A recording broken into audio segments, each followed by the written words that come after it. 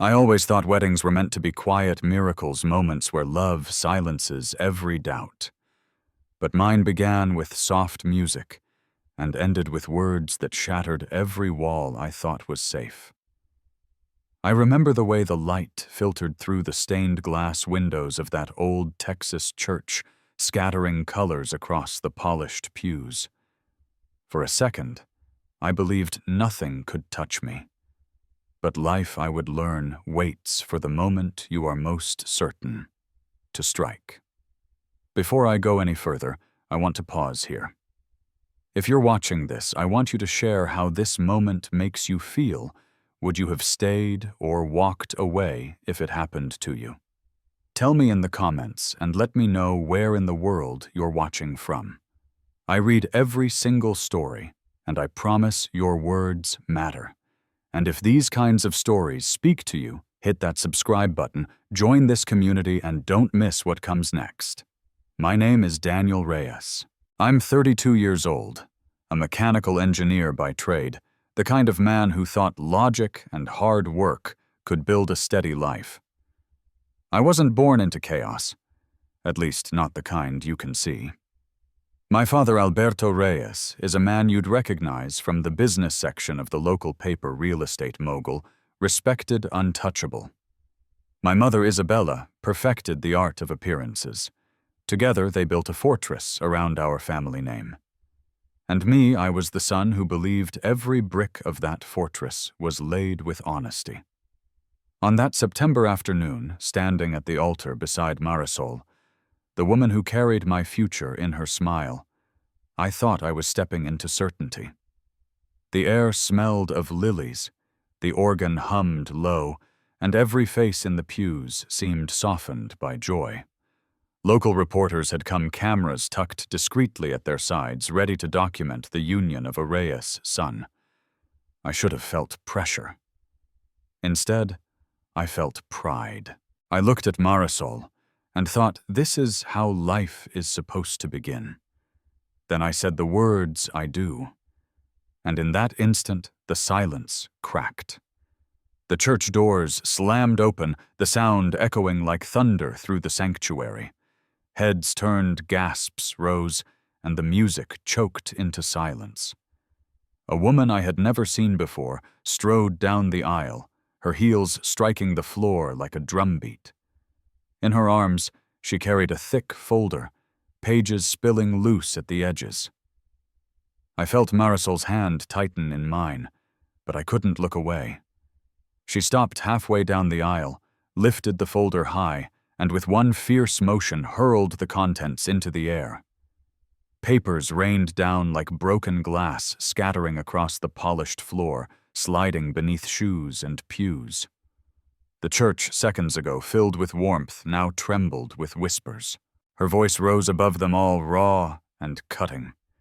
Your family, the Reyes, stole $25 million from my mother and buried the truth for 20 years. My breath caught. The words hung heavy in the air, heavier than the papers now littering the floor. I turned instinctively toward my parents. My father sat stone-faced, his jaw clenched while my mother's fingers gripped the hem of her dress until her knuckles whitened. Not a word from either of them. Their silence was louder than her accusation. I felt every eye in the church shift toward me, toward the groom, toward the son of Alberto and Isabella Reyes.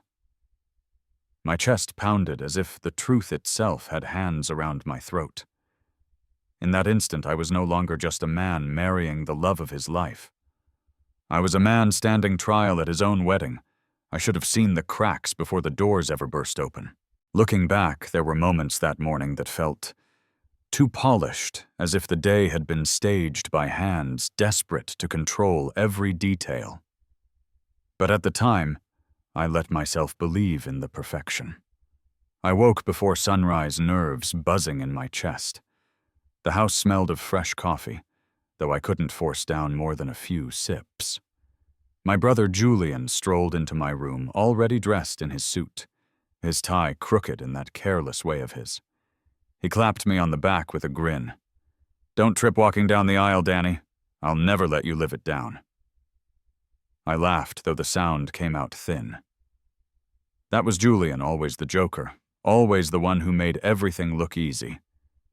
Yet behind his smirk, I caught the flicker of something darker. Resentment, maybe. My little brother had lived his whole life in my shadow, or at least he thought so. And this wedding with every camera pointed at me only deepened the distance between us. Still, I shoved the thought aside. Today wasn't about rivalry. It was about love. About Marisol. Marisol Vega. The first person who ever made me believe I was more than a Reyes, more than a son tied to a family name. She had this way of pulling me out of my own head, of reminding me that life was more than deals struck in boardrooms, or the weight of my father's expectations.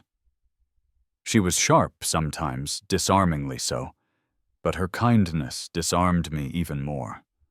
I remember watching her laugh across the breakfast table weeks before the wedding and thinking, this is what freedom looks like. When I finally stood before the mirror, tuxedo pressed hair neatly in place, I hardly recognized the man staring back. For once, there was steadiness in my reflection. I told myself I was ready to stand beside her, ready to start something untouched by the secrets that always seemed to cling to my family's name. At the church, the air buzzed with hushed excitement.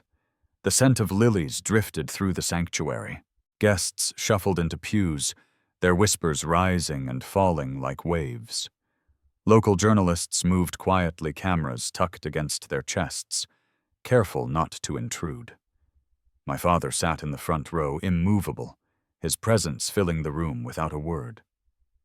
Alberto Reyes didn't need to speak to command respect. People bent to his will simply by existing in the same space. My mother Isabella sat beside him, her back straight, her smile poised.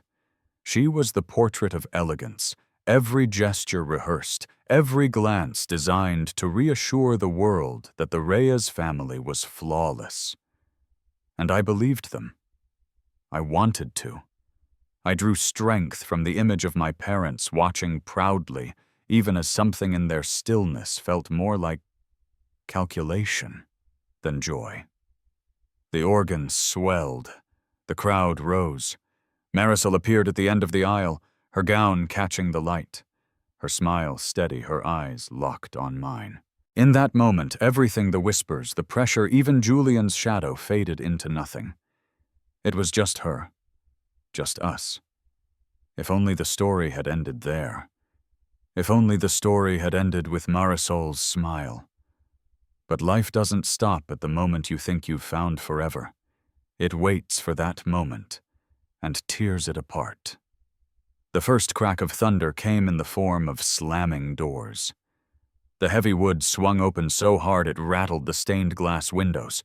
Every head in the sanctuary snapped toward the sound. At first I thought it was some late guest, flustered, embarrassed. But the way she walked, there was nothing timid about it. A woman I had never seen before strode down the aisle, her heels hammering the stone floor, echoing like a drumbeat of judgment. She carried a thick folder in her arms, pages, bulging edges frayed. My breath caught as the music died, and the whispers of confusion rippled through the crowd. Halfway to the altar, she stopped. Her eyes locked on mine, sharp and unflinching, as if she had been waiting for this moment her entire life. Then, with a flick of her wrist, she hurled the folder high into the air. Papers exploded like a storm, contract statements, signatures fluttering down in a rain of accusation. The sound of them hitting the floor was deafening in its own way, like shards of glass scattering across the polished aisle. Guests bent, reached, picked them up in disbelief. The sanctuary filled with gasps, murmurs, the kind of uneasy noise that says the ground beneath you has shifted. And then came her voice. Fierce, trembling with rage, cutting through every breath. Your family, the Reyes, stole $25 million from my mother and buried the truth for 20 years. My ears rang.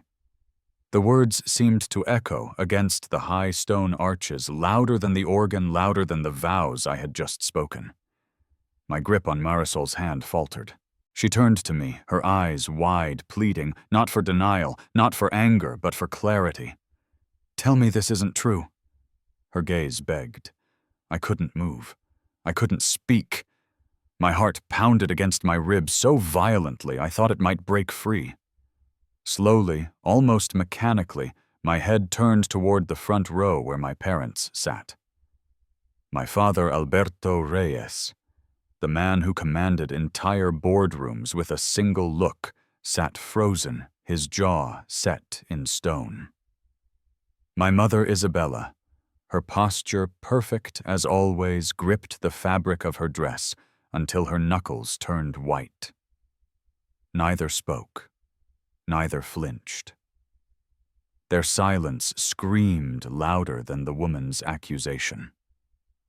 The whispers grew into waves now. Guests craned their necks, passing the scattered papers hand to hand. Reporters' pens scratched furiously against their notepads. Cameras shifted into position, hungry for scandal. Marisol's hand trembled in mine. "Daniel, say something." She whispered, her voice barely audible over the storm. But what could I say? I was standing at the altar in front of God, my bride, and my entire community, and suddenly I wasn't a groom anymore. I was a defendant, a son on trial for crimes I didn't commit, but might have inherited. The air was thick, suffocating, as if the truth itself had walked into that church and refused to leave.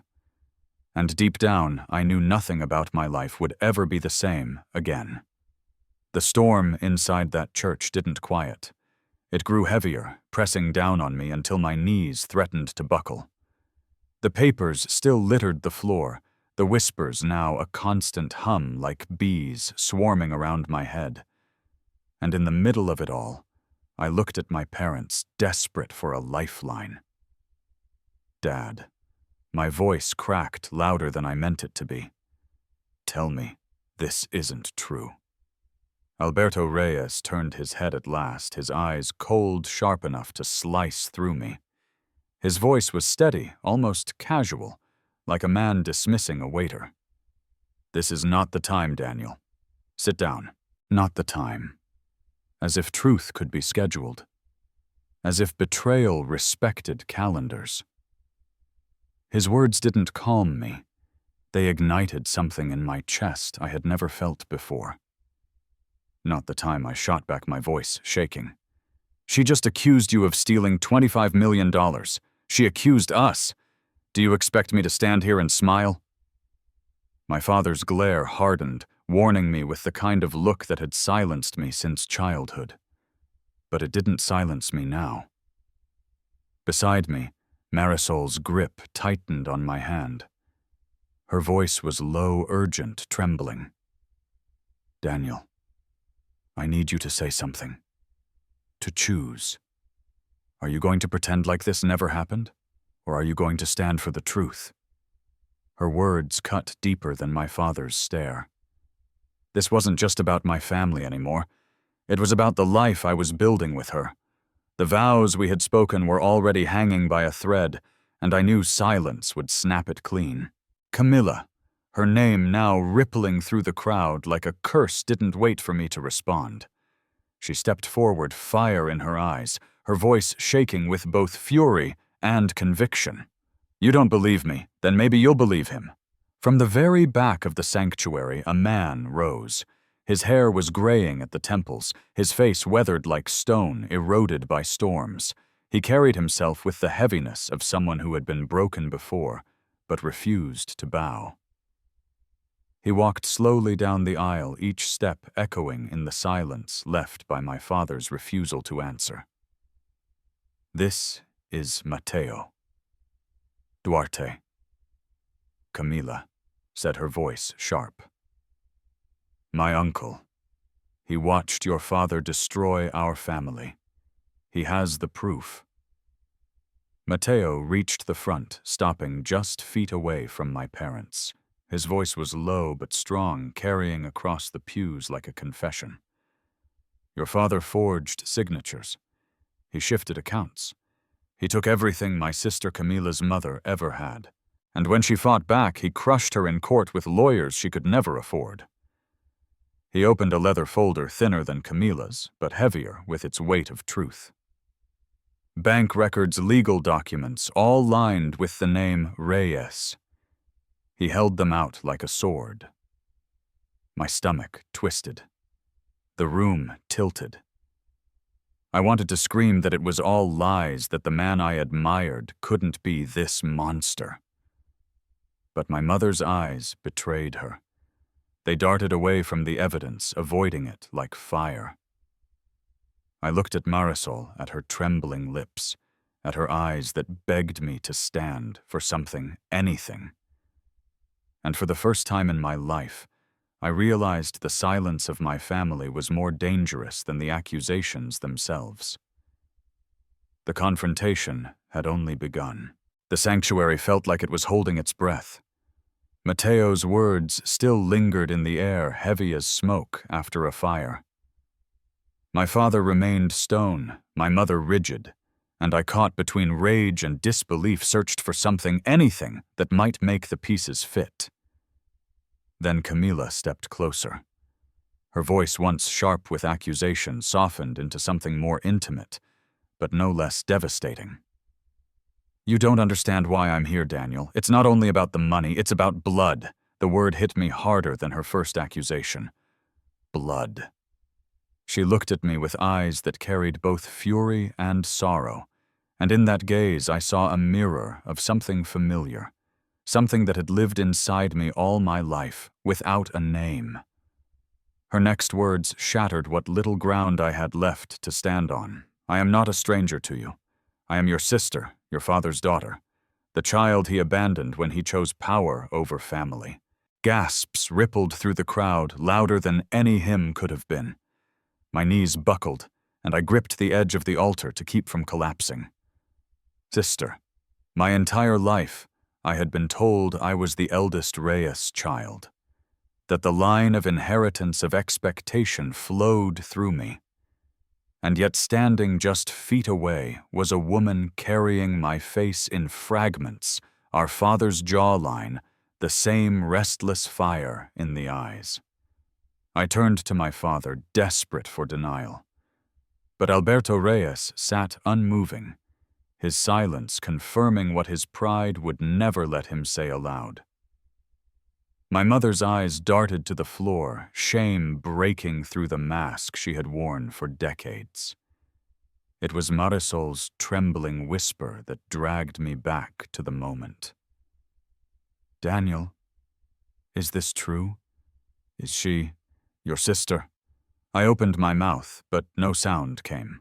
My throat was dry, strangled by the weight of betrayal. I had no answer because the truth was already written in the silence of my parents. Before I could speak, Julian rose from the front pew. His voice was sharp, filled with venom. Don't you dare listen to her, she's lying, Daniel. And you— He pointed a shaking finger at me, his face red with fury. You're pathetic if you even think about believing her. Julian. I tried, but he cut me off.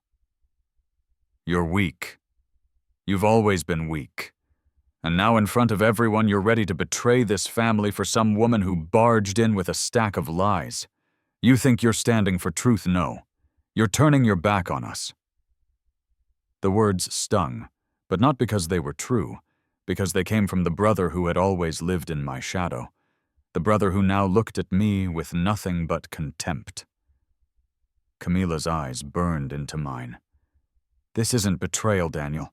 This is the truth you were never allowed to know. And in that moment I realized the walls I had trusted my entire life weren't walls at all. They were cages built by my parents' silence, reinforced by my brother's loyalty to a name instead of to justice. The twist was no longer the stranger in the aisle. The twist was me standing at the center of a family I didn't recognize, forced to decide which blood truly defined me. Julian's words were still ringing in my ears, when the silence broke from a place I feared most. It wasn't from Camilla, or from Matteo, or even from my father. It was from Marisol. Her hand slipped from mine. Her eyes, once filled with love, now brimmed with tears she could no longer hold back. She shook her head, her voice trembling, but loud enough for every soul in that sanctuary to hear. "Daniel, I can't do this. I can't make vows to a man who won't face the truth. I love you, but I will not bind my life to lies." Her words tore through me like a blade. The organist's hands froze above the keys. The priest lowered his book, helpless.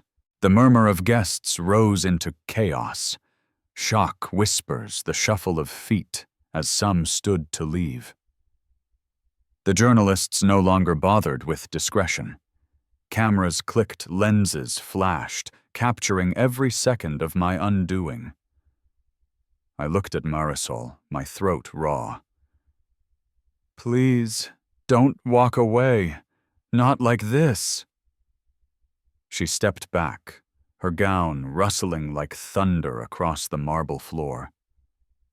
"Then show me Daniel. Show me who you are. Not your father's son. Not this family's shield you. Until you do, I cannot be your wife."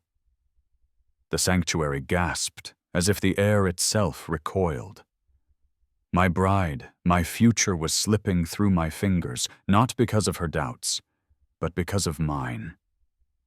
In the front row, my father still sat, rigid, his silence a weapon sharper than any words. My mother Isabella bent to the floor, frantically gathering the scattered documents like shards of glass she could glue back together. Her face was pale, her hands trembling, but her pride refused to let her stop. Julian exploded, lunging forward toward Camilla and Matteo. "Get out! You've poisoned this day long enough!" His fists clenched, his voice savage, his body fueled by loyalty and rage. Camilla flinched, but didn't move. Matteo steadied her, his jaw set. Before Julian could reach them, I moved. Instinct, or maybe conviction, pulled me forward. I stepped between them, my hand pressed against my brother's chest. His eyes widened with betrayal. "Move, Daniel," he growled. "You'd protect them over us." My voice cracked, but it carried through the echoing church. "I'm protecting the truth, Julian. If you can't see that, then you're as blind as they want you to be." He shoved against me, but I didn't yield. For the first time in my life, I wasn't standing behind my family's shadow. I was standing against it. The crowd roared in whispers, some gasping in sympathy, others in judgment. Guests began filing out the aisle, now littered not just with papers, but with the remnants of everything I thought I knew. And still my father said nothing. Still my mother clutched those papers as if control could be pieced back together. But I knew it was gone. The wedding, the image, the future I had built in my mind, it had collapsed. And all that was left was me standing between a brother who hated me, a sister I never knew existed, and a woman I might have just lost. The vows I had spoken minutes ago were ashes now carried away in the storm of secrets that refused to stay buried. The church was no longer a sanctuary. It was a battlefield littered with torn papers, shattered vows, and eyes that would never see me the same again. The guests filed out, one by one, their whispers trailing like smoke behind them. Some looked at me with pity, others with disgust, but all of them knew they had witnessed the ruin of a wedding and the birth of something far darker. I stood in the wreckage, my chest heaving, my palms still stinging from pushing Julian back. Across from me, Marisol remained, her veil trembling from the quiet sobs she tried to contain. She hadn't left. That should have comforted me, but the distance in her gaze cut deeper than her tears. "Daniel," she said softly, her voice carrying through the emptying church. "I can't marry you like this. Not until you decide who you really are." Not until the truth is no longer a shadow hanging over us. The words sank into me like stones dropped into deep water. She wasn't abandoning me. She was asking me to rise, to climb out of the silence my family had forced on me. But it felt like losing her all the same. Behind me, I could hear my mother's frantic whispers as she stuffed loose pages into her purse, desperate to erase the evidence even as cameras clicked. My father's silence remained unbroken, his eyes fixed on the altar as if sheer willpower could make all of this vanish. And Julian paced like a caged animal, muttering curses under his breath, his rage burning hotter than the humiliation staining our family's name. Then Camila stepped closer, her face pale but steady. She reached into the mess of papers at her feet and pulled out a single folder thinner, organized, untouched by the chaos. She held it out to me, her hand trembling just slightly. "This is everything," she said, her voice low but firm. "Bank transfers, court records, proof of what he did to my mother, proof of what built this family's empire. You deserve to know the truth, Daniel, even if it destroys you." I stared at the folder, my fingers hovering inches from it. To take it meant more than reading words on paper. It meant tearing open the foundation of the Reyes name. It meant admitting that everything I'd been taught to believe about honor and legacy was a lie. My breath shook as I finally grasped it. The weight of the folder felt heavier than steel. "I don't know if I can survive this," I whispered more to myself than to her. Camila's eyes softened, but her voice stayed steady. "You'll survive. Because the truth doesn't kill Daniel. Lies do." I looked back at Marisol. Her eyes glistened, but there was no anger there, only waiting. Waiting for me to prove I was more than the silence I was born into. And in that moment I understood my marriage, my family, my very future could not be built on a foundation of secrets. The path forward was clear, but it was lined with fire. I had to walk it. The folder was still in my hands when the last of the guests slipped out, their footsteps fading into the hollow silence of the church. The air was thick with the ghost of whispers, and the click of cameras reminders that what had happened here would soon spill onto headlines and front pages. My wedding was no longer a ceremony, it had become a scandal. I looked at my parents one last time. My mother's purse bulged with stolen pages, her lipstick smeared from the frantic rush to hold appearances together. My father remained still, his silence a fortress he had lived behind his entire life. But I saw it then as clearly as the light breaking through the stained glass silence was his shield, but it was also his confession. My chest burned as I finally found my voice steady in a way it had never been before. "I will not inherit lies. I will not build my life on theft and silence. If this family has buried the truth, then I will dig it out no matter what it costs me." My father's jaw tightened, but he said nothing. My mother hissed under her breath, begging me to stop to think of our name. But for the first time, the name meant nothing. Marisol stood in the aisle, her veil trembling in her hands. Her eyes were red, her future uncertain, but she didn't turn away. She stayed. That small act, just standing there, told me she hadn't given up, not on me, not yet. But her silence wasn't like my father's. Hers was a challenge. Prove yourself. Be the man you claim you want to be. Camila touched my arm gently, almost hesitantly.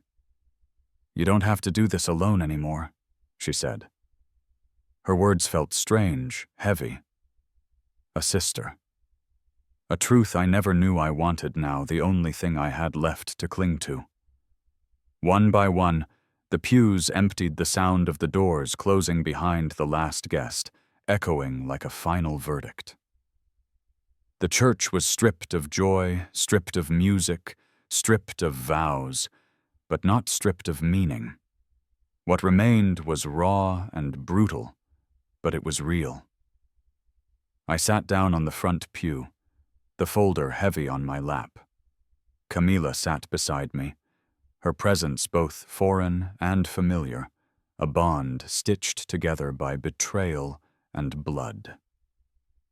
Across the aisle, Marisol lingered, her dress a pool of white against the cold stone floor, her eyes steady, waiting.